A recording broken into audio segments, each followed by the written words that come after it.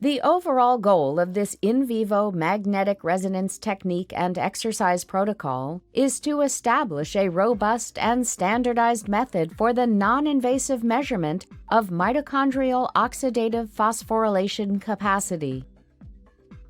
Skeletal muscle mitochondrial oxidative phosphorylation capacity can be measured non-invasively with in vivo phosphorus 31 magnetic resonance spectroscopy. This standardized technique will facilitate the development of targeted therapies to improve oxidative phosphorylation capacity.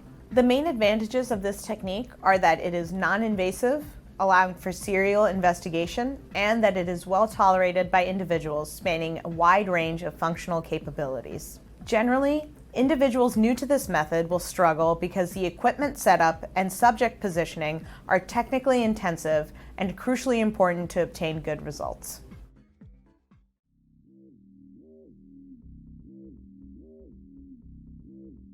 Prior to imaging, first obtain written and informed consent from the subject and thoroughly screen them for MRI safety.